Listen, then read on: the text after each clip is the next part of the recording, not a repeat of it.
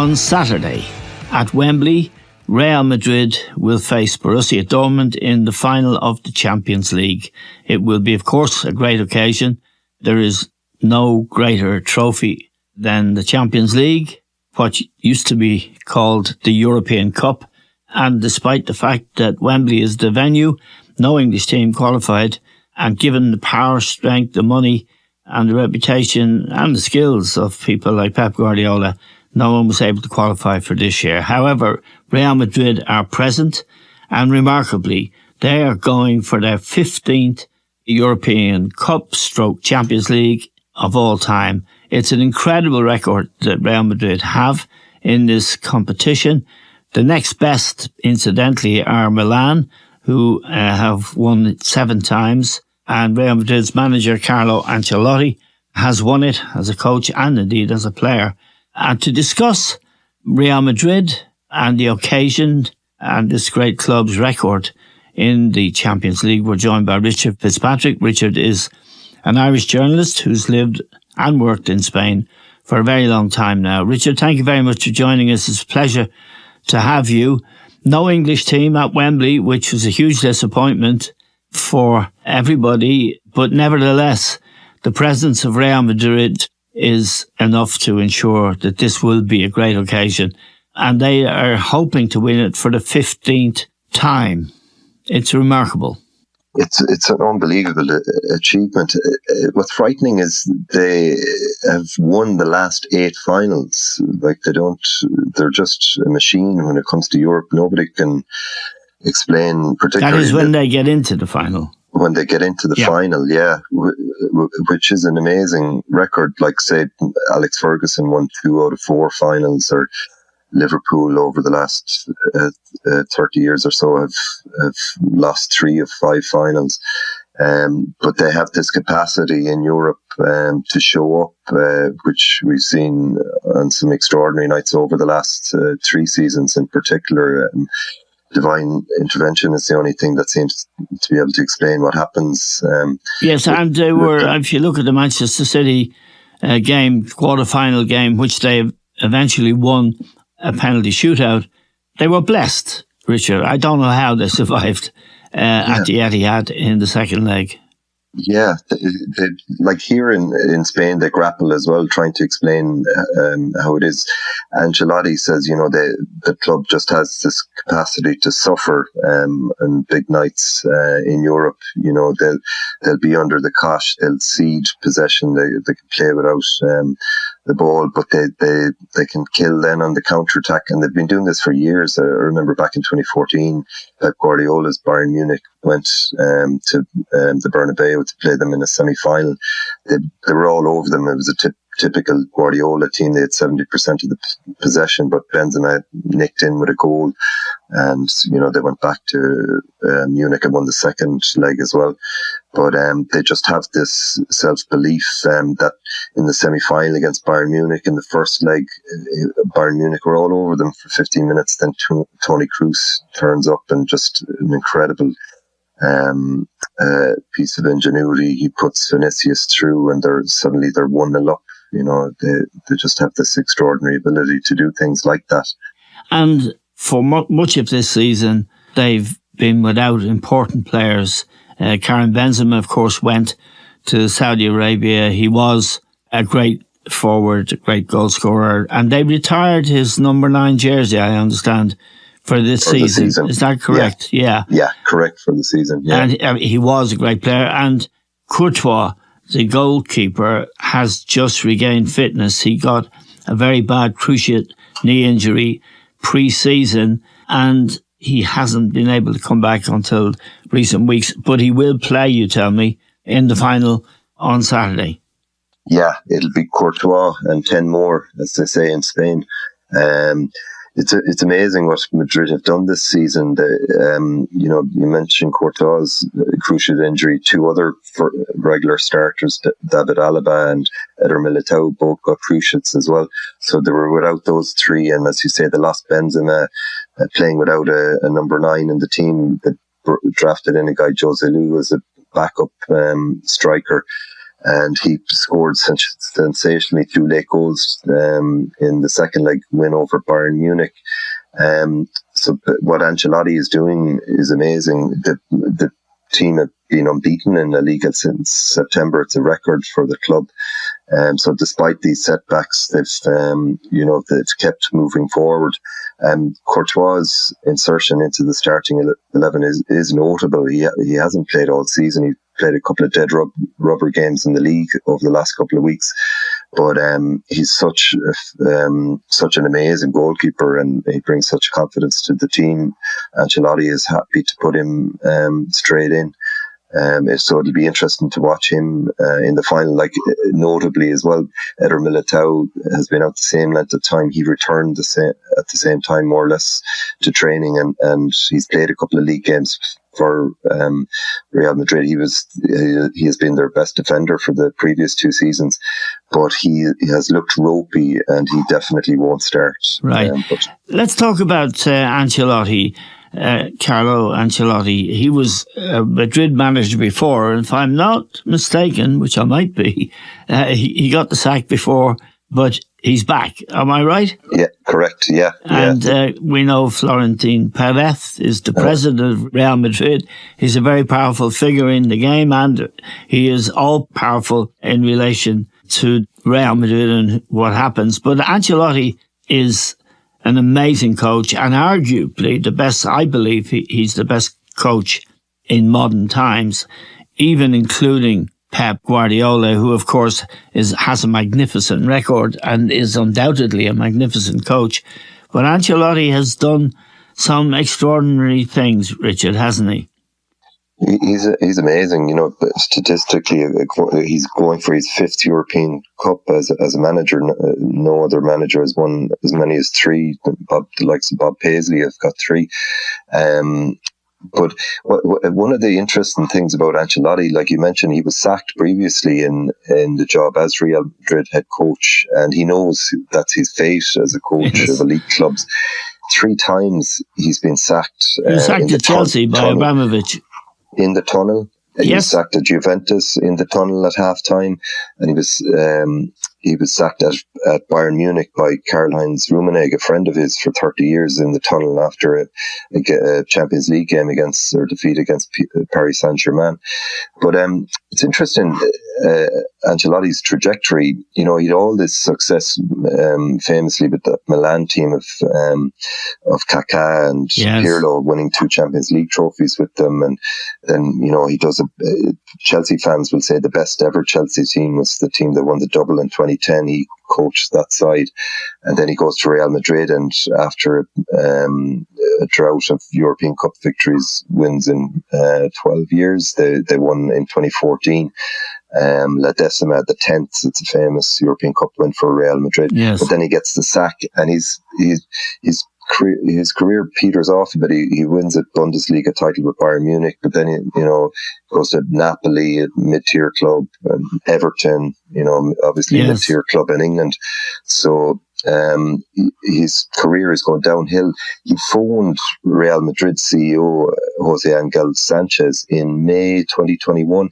It's just an offhand call. He was inquiring about loan players he might be able to get for Everton from Real Madrid, knowing there's always a few surplus players knocking around. And they got talking, and it was only a few days after Zidane had resigned in fury at the club as head coach. So Madrid were scrambling for a head coach, and it can be difficult at elite clubs to get a good head coach. We see what's happened at Bayern Munich, all the turndowns they got. And Ancelotti said, just off the cuff, he said, "Hey, I'd raise my hand for the job if you're interested." And Jose Angel Sanchez was surprised, and he said, "Hold on a minute, I'll phone Florentino Perez, the president." He phones him back, and 3 days later, Ancelotti was unveiled as coach of Real Madrid again. And he goes on the following season, wins the Champions League again. Notably, they won the league that season as well. Real Madrid are going for their 15th European Cup. They've only won League and European Cup doubles a few times back in 58 and 2017 under Zidane, in the middle of the 3 in a row European Cup wins.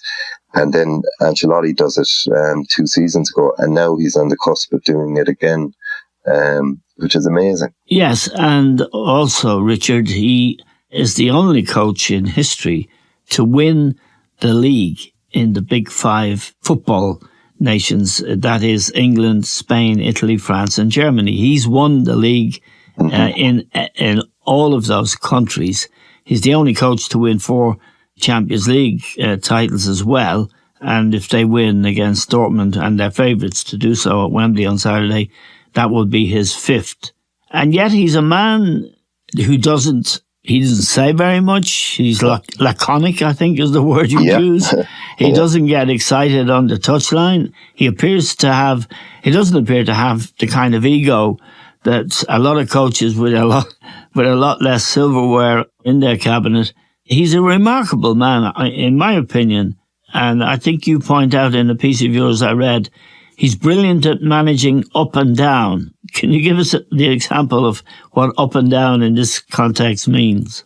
Yeah, he's worked with the most ferocious chairmen or presidents, club owners in the game. You know, you think of Berlusconi at Milan, Abramovich at Chelsea, Florentino Perez at Real Madrid. He knows his fate when he goes in the door at these big clubs. He'll likely get sacked, but he's picking up silverware as he goes. And, you know, to do it in so many, across the 5 big leagues, you know, different languages, he's such an intelligent man. He operates with the raised eyebrow. Famously, you'll see him in press conference. He just has this wry look and he'll just raise one of his eyebrows.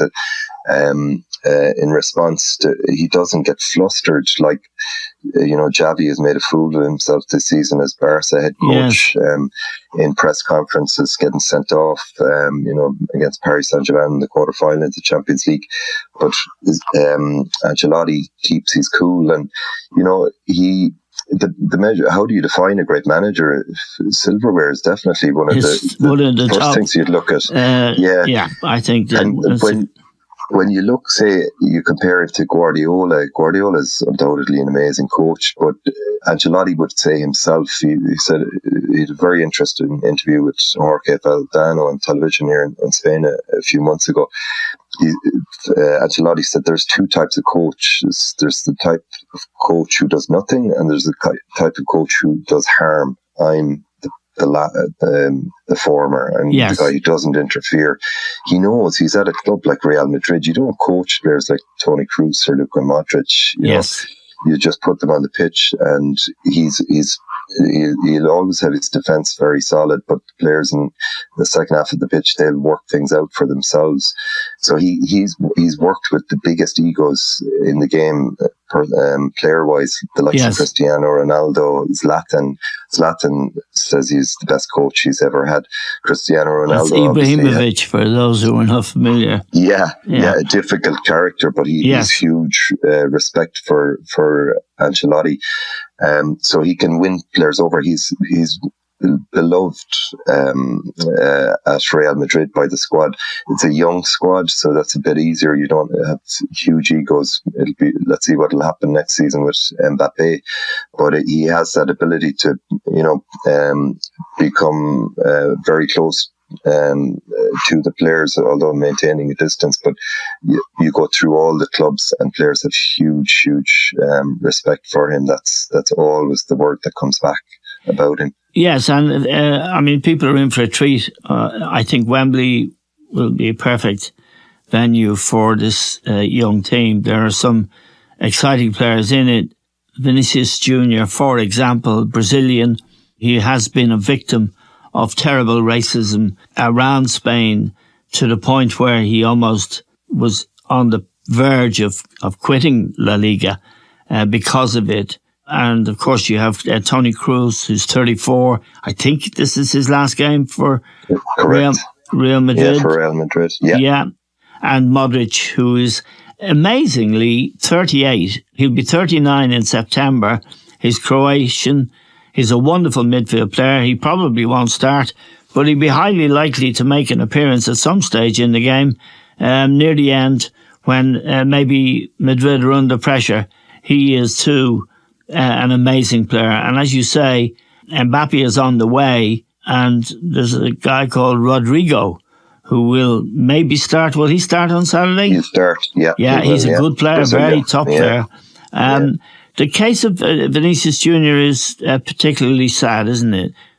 Oh, it's horrendous. The sustained racist abuse he's been getting in stadiums for the last 2 seasons. The ugliest scene was January 2023. Atletico fans hung an effigy of him off a bridge outside Real Madrid's training ground on the outskirts of the city. Awful connotations. But he's managed to rise above it. He's an amazing mental strength, this player, because he joined in 2018, the summer of the World Cup. He was only he just turned 18 that August.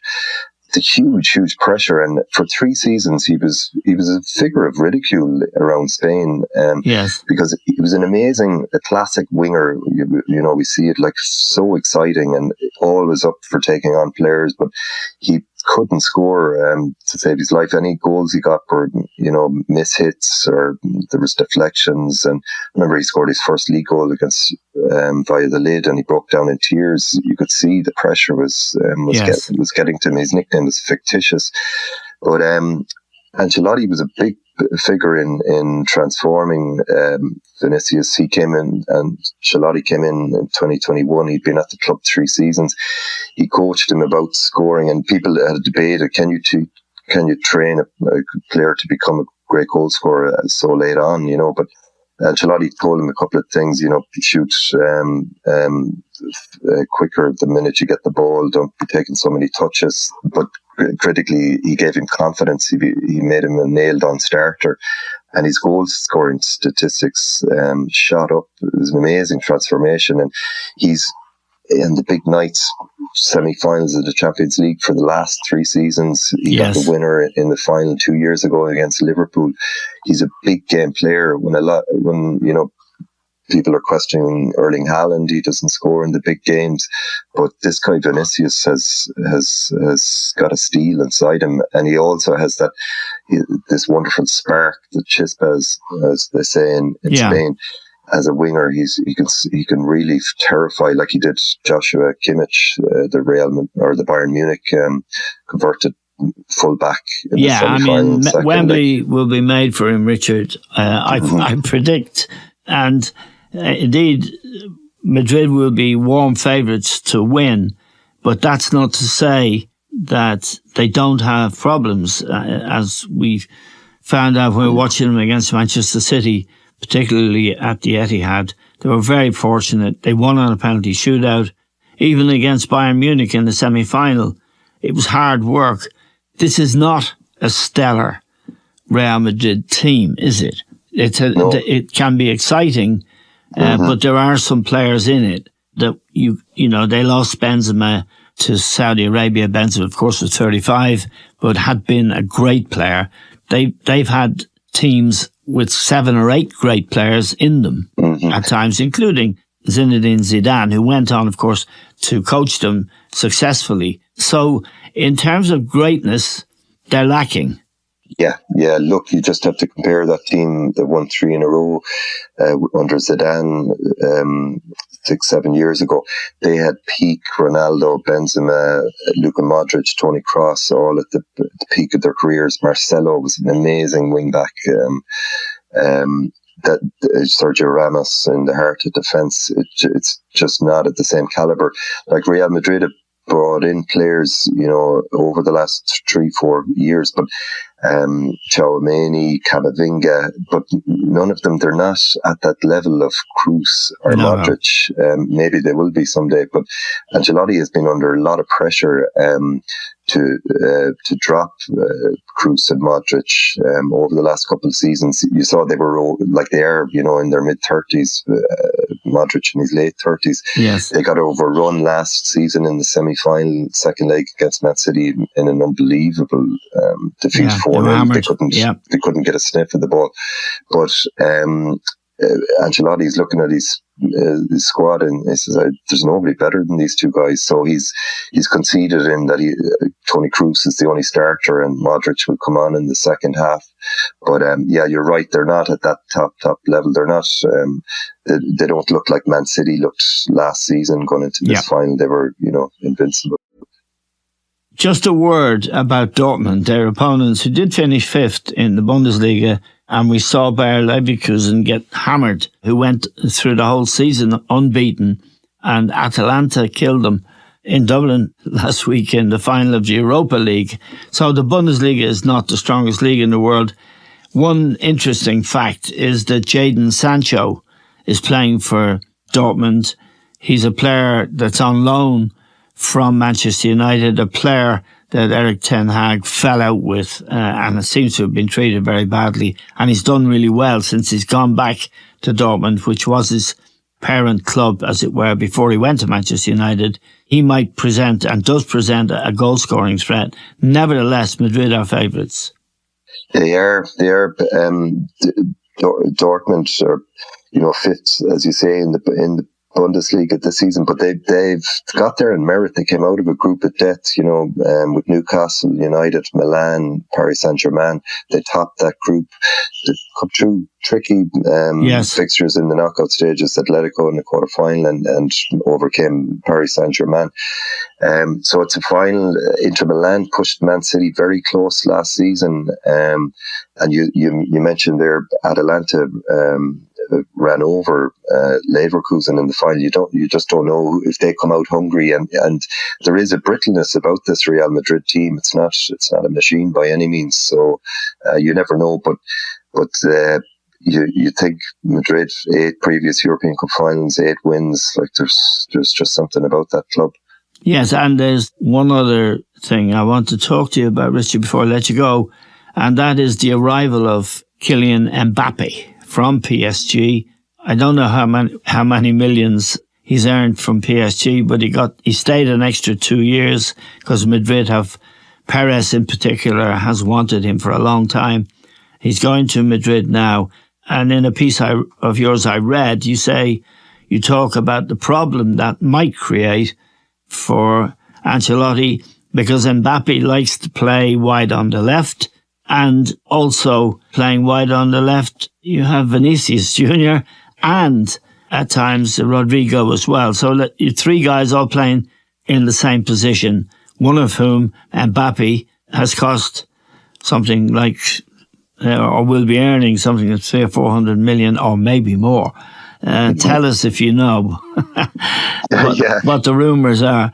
But that will create a problem for Ancelotti, but it's a happy problem to have if you can't have too many good players. A good problem to have.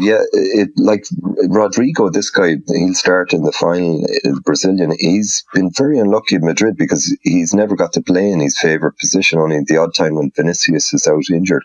He's an amazing player when he's on the left wing. But so you've got 3 of them. Rodrigo might be sold maybe in the summer. That might be a solution for the problem. They won't sell Vinicius, that's definite. So the 3 of them fighting for one position. There's no better man than Ancelotti to find some kind of solution. Like he created a position for Jude Bellingham, pushed him to the top of this diamond 4 as playing as a kind of number 10 effectively in the team. So, and he's been playing Vinicius this season as a false 9. So he'll work something out. Yes, but it will be difficult. We've seen this so often before with Real Madrid, that when they have these Galactico players, number 10s, or these star forwards, and there's not enough room to keep everybody happy, and especially Mbappe. He's very bad form as a guy in the dressing room. They used to say at Paris Saint-Germain that Mbappe was a lot more difficult to manage than Neymar, which is telling you something. Big ego, he comes in, the things will have to revolve around him, but that's what Ancelotti excels at, managing these kind of big egos. That's what we talk about. We say managing up and managing down. He's the best in the business at it. Just a final question, Richard. Jude Bellingham, 20 years of age, I think he's going to be a top player. I've watched him very carefully and curiously because he went to Dortmund, in fact. He went to Real Madrid. He's English. And he's in the England squad for the European Championships. I've liked what I've seen about his attitude, although he hasn't played brilliantly in the matches I've watched. He does get important goals. How is he regarded in Madrid? Oh, he's revered. They love him. Yeah. He's had a phenomenal impact. The worrying thing about Bellingham is he's had injuries through his short career so far, and he's very brave actually on the pitch. Yeah, you can see him. He's run out of gas at the end of this season, and he was just phenomenal the first 6 months. He broke all goal scoring records, even though he wasn't playing as a striker. But in Spain or in Madrid, they absolutely love him because of obviously what he's done on the pitch. He's the club's new Galactico, yes. But he's got this humility as well. He speaks in Spanish. He gets on well with all the squad. He's a great friend of Vinicius, who they are the two big stars of the team. Traditionally, or for most of the first part of the season, Bellingham's name was called out last in the announcements before the game start.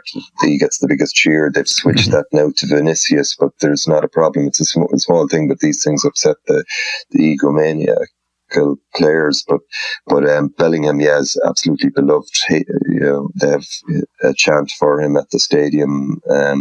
They love this guy, and he'll as Marco Reus, a great writer from the area, says, the Bellingham dictatorship has begun. He'll be around for the next 10 seasons at that club and conquering. Okay, Richard, as always, it's a pleasure to talk to you. Thank you very much for joining us today. That's Richard Fitzpatrick. We're grateful to Richard and to all of you for listening. That's all we have time for now. We'll talk to you soon.